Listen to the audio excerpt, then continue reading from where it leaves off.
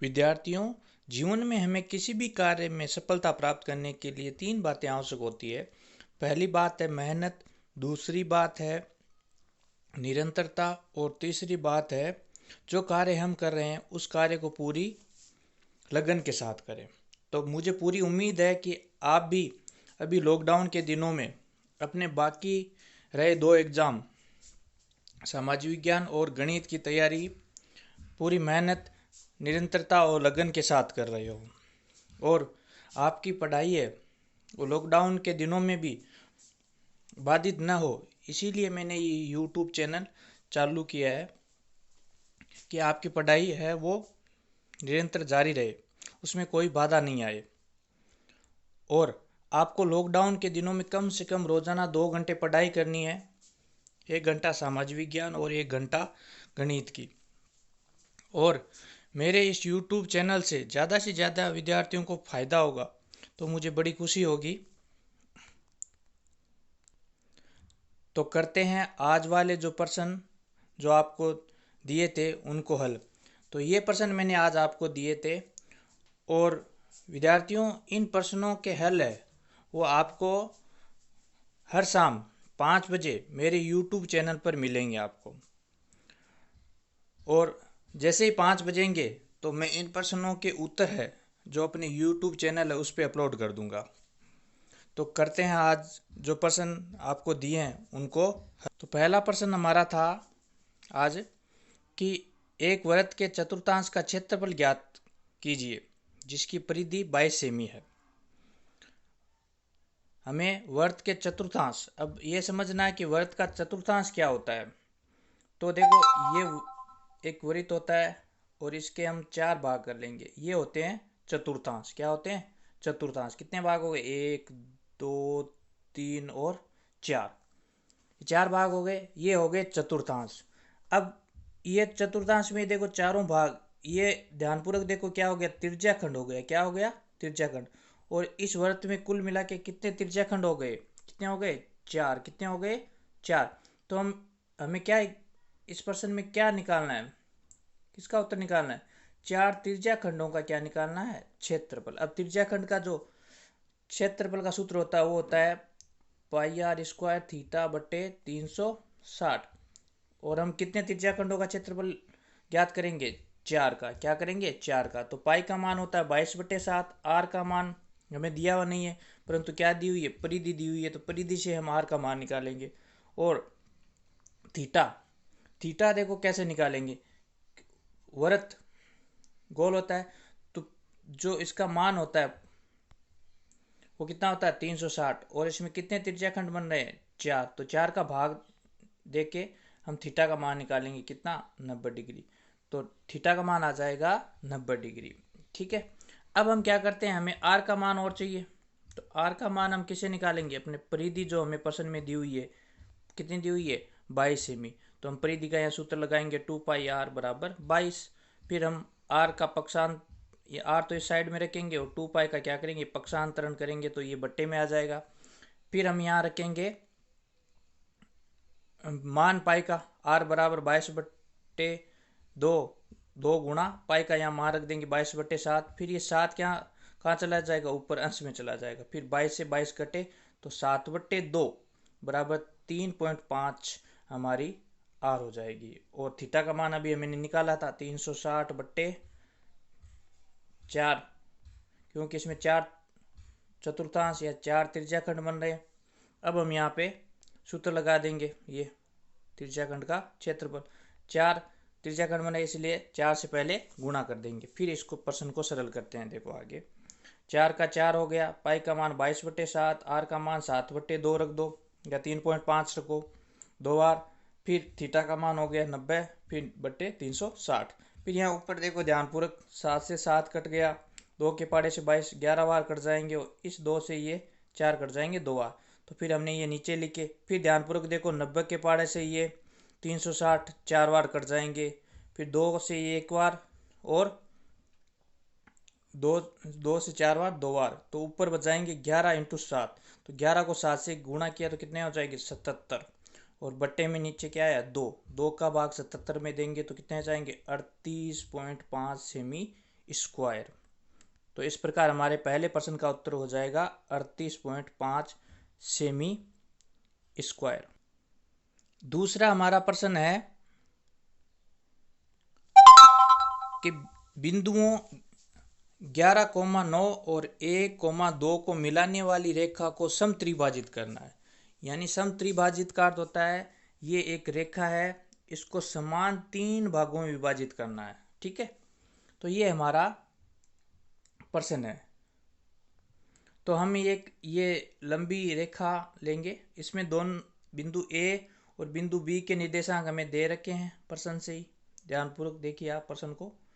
और हमें ये सी और डी ये दो निर्देशांक इसमें अंतःविभाजन करना पड़ेगा। क्या करना पड़ेगा? अंतःविभाजन करना पड़ेगा। अंतःविभाजन हमने किया तो देखो अभी इसके ये 3 भाग हो गए, ये एक भाग, ये दूसरा भाग और ये तीसरा भाग। और तीनों भाग क्या है? समत्रिभाजित है। तीनों भाग क्या है? बराबर है। क्या है? बराबर है। तो 3 भाग हो गए, इसके 3 भाग कर लेते हैं। तो हमें ये जो 3 भाग किए सी और डी, इनके क्या करने हैं? निर्देशांक ज्ञात करने हैं। क्या करने हैं? निर्देशांक। और हमें इसमें अंतःविभाजन का सूत्र लगाना है। अब हमें अंतःविभाजन का सूत्र पता होना चाहिए, और अंतःविभाजन का सूत्र लगाने से पहले हमें अनुपात पता होना चाहिए, m1 अनुपात m2। तो ध्यानपूर्वक देखो, सी के अगर निर्देशांक ज्ञात करेंगे तो देखो ये भी एक है, ये भी एक है, ये भी एक है, क्योंकि तीनों हम इस रेखा का समत्रिभाजित 3 भागों में बांट रहे हैं। तो सी के अगर निर्देशांक हम ज्ञात करेंगे तो अनुपात क्या लगाएंगे? ये तो 1 हो जाएगा, ये एक रेख क्या जुड़ जाएंगे तो 1:2 लगाएंगे। सी का अगर निर्देशांक ज्ञात करेंगे, सी का हम ज्ञात करें तो अनुपात क्या लगाएंगे? 1:2। ये 2 कहाँ से आया? ये इस साइड सी डी और बी डी वाला एक जुड़ जाएगा, क्योंकि ये आपको पता है कि ये रेखा 3 बराबर भागों में है। ठीक है, तो ये अनुपात हो गया अपना सी में। सी के निर्देशांक ज्ञात करेंगे, फिर सूत्र लगाएंगे m1 गुणा x2 प्लस m2 गुणा x1 बटा m1 प्लस m2। अब देखो m1 m2 तो ये अनुपात ये हो गया 1:2, तो m1 1 हो गया, m2 कितने हो गए? 2 हो गए।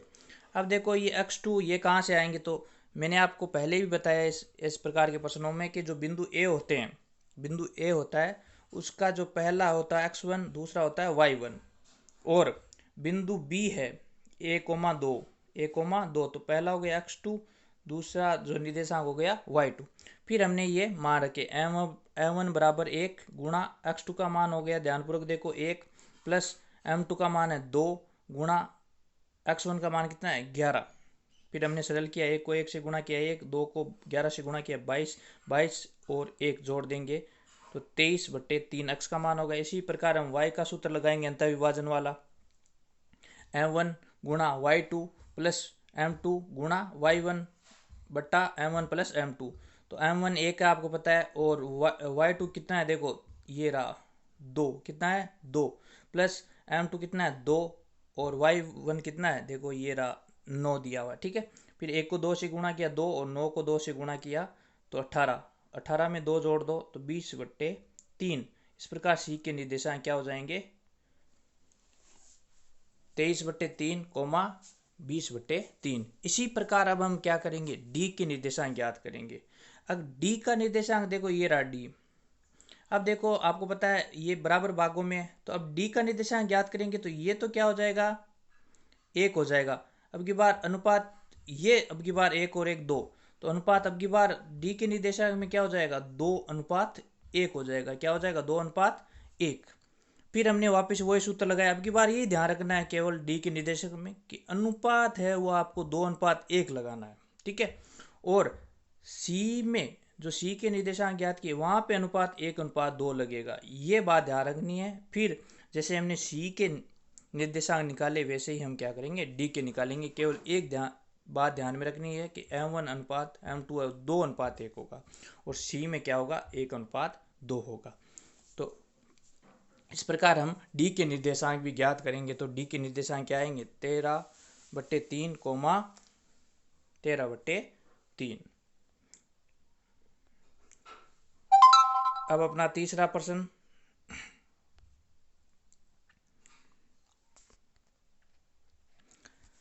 जो क्या था?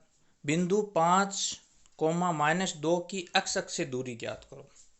1 नंबर का प्रश्न है। इस प्रकार का प्रश्न 1 नंबर का आता है आपकी परीक्षा में, और आपको पता पैटर्न भी आपको पता होना चाहिए। गणित में आपके 1 से 10 तक पहले जो प्रश्न आएंगे वो 1-1 नंबर के आएंगे। तो इस प्रश्न को हल करते हैं। तो अक्ष अक्ष से दूरी ज्ञात करते हैं, तो हमेशा अक्ष अक्ष से दूरी ज्ञात करते हैं तो y का मान देखते हैं, ठीक है। और y अक्ष से दूरी ज्ञात करते हैं तो अक्ष का मान देखते हैं। और ऐसे प्रश्नों में जो पहला जो मान होता है वो आपको पता है अक्ष का होता है, और दूसरा जो मान होता है वो y का होता है। तो इस प्रश्न का हमारे उत्तर क्या हो जाएगा, ये तो अक्ष का हो गया, ये y का। अगर अक्ष अक्ष से दूरी पूछे तो y का मान देखना, तो हमें किसकी दूरी पूछी, अक्ष अक्ष से दूरी पूछी है, तो इसमें y का मान कितना है, -2। तो इस प्रकार हमारे इस तीसरे प्रश्न का उत्तर क्या हो जाएगा, -2। अब लेते हैं अपना चौथा प्रश्न। चौथा प्रश्न था वो त्रिकोणमिति से है। देखो, sine 45 degree plus cos 45 degree का होल स्क्वायर का मान ज्ञात करना है, ठीक है। तो पहले हमें त्रिकोणमिति आपको सारणी बनानी है, मैं सिखा दूंगा। तो त्रिकोणमिति सारणी है वो हमें बनानी आनी चाहिए। वहाँ से हम ये मान देखेंगे। साइन 45 का मान 1/√2 होता है, और कोस 45 का मान भी 1/√2 होता है। ये दोनों मान हम सारणी से लेंगे। ये मान हमने यहाँ पे रखे, कोष्टक साइन 45 का 1/√2, कोस 45 का 1/√2, फिर होल स्क्वायर। और फिर हम यहाँ पे बट्टे की क्या करेंगे, जोड़ करेंगे। √2 कॉमन लिए, फिर √2 का भाग √2 में देंगे, तो 1 गुणा 1 प्लस 2 √2 का भाग √2 में देंगे। मान कितना आएगा, 1 को गुणा ऊपर वाले अंश से करेंगे तो 1 गुणा 1। फिर यहाँ पे 1 गुणा 1 1 हो गया, 1 गुणा 1 1 हो गया, फिर 1 1 2/√2। फिर इनको 2 बार लिखेंगे क्योंकि घात 2 दी हुई है, ठीक है। फिर आपको 2 से 2 को गुणा करेंगे तो 4 हो गए, ठीक है। √2 को √2 से गुणा करेंगे तो 2 आएगा, ठीक है। 2 का भाग 4 में दिया तो उत्तर आ जाएंगे 2। तो इस प्रकार हमारे चौथे प्रश्न का जो उत्तर है वो कितने आ जाएंगे, 2 आ जाएंगे। कितने आ जाएंगे, 2। फिर हमारा प्रश्न था सामाजिक विज्ञान से था, ठीक है।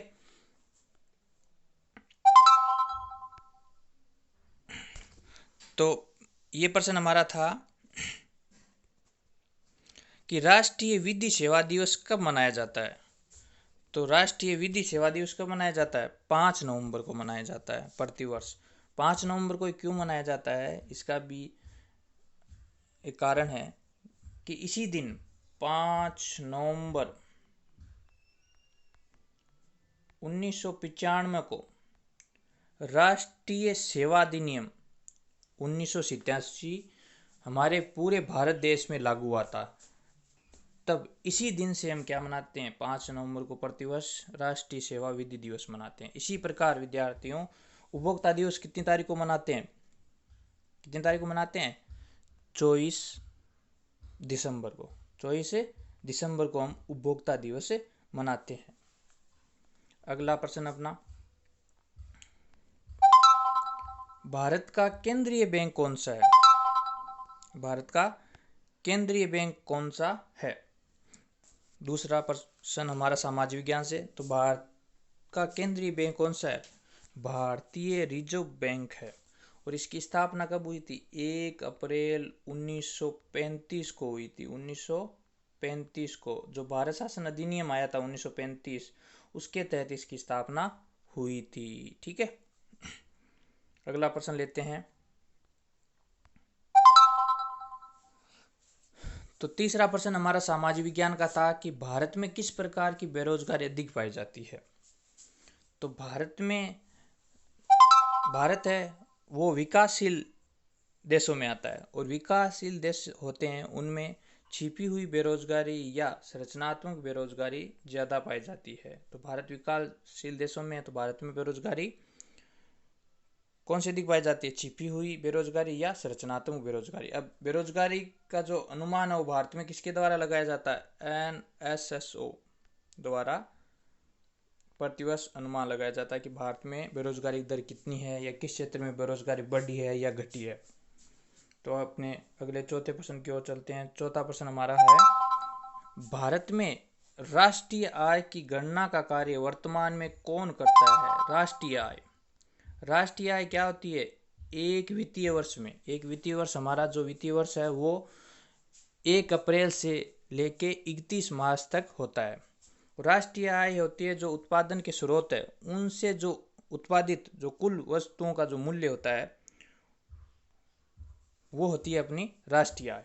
तो राष्ट्रीय आय की गणना है वर्तमान में कौन करता है? सीएसओ। सीएसओ का पूरा क्या नाम है? केंद्रीय सांख्यिकी संगठन। तो इस साइड देखो कुछ डेट्स लिखी हुई है ये, तो इन डेट्स के बारे में जानते हैं। देखो 1868, तो इसमें राष्ट्रीय आय का जो प्रथम प्रयास है वो किसने किया था? दादा भाई नौरोजी ने किया था 1868 में राष्ट्रीय आय के बारे में।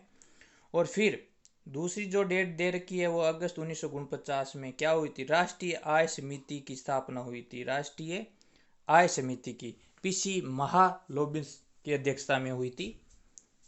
फिर अगली डेट दे रखी है 1955, और पहले 1955 से पहले राष्ट्रीय आय की गणना है वो राष्ट्रीय आय समिति करती थी, ठीक है। और 1955 के बाद राष्ट्रीय आय की गणना कौन करता है? सीएसओ करता है। कौन करता है? सीएसओ। तो ये जो तीनों डेट मैंने आपको दे रखी थी, तो इनका अर्थ ये था, ठीक है। अगला प्रश्न लेते हैं हम, पांचवा। वो क्या था कि रोलट एक्ट पे टिप्पणी लिखिए। रोलट एक्ट पे टिप्पणी लिखिए। तो इस पे आपको संक्षिप्त में टिप्पणी लिखनी है।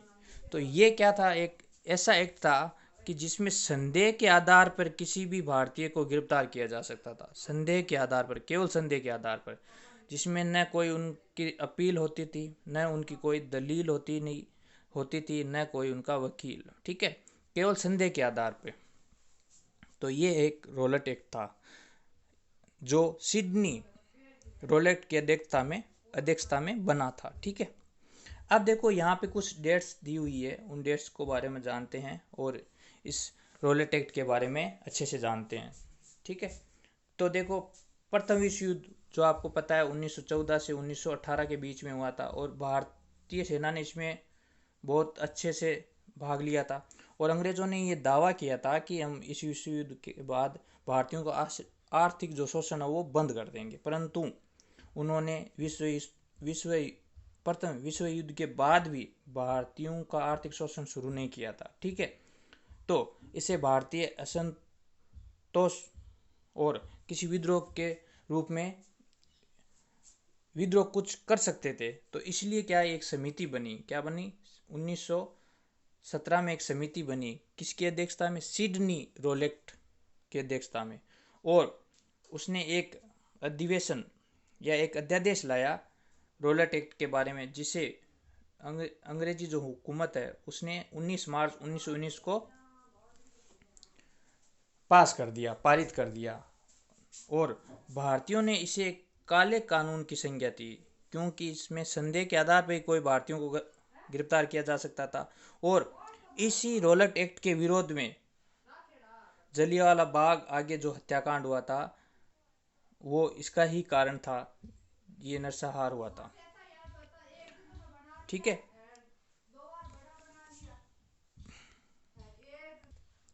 तो आपको मेरा ये वीडियो कैसा लगा? किसी पर्सन में अगर आपको कोई समस्या हुई तो आप कमेंट बॉक्स में लिख सकते हो। तो कृपया आप मेरे इस चैनल को सब्सक्राइब कर दें और यहाँ पे जो पास में बेल आइकन है उसको क्लिक कर दें, जिससे जैसे भी मैं आपके वीडियो अपलोड करूँगा तो आपको इसका नोटिफिकेशन या इसकी सूचना आपको मिल जाएगी।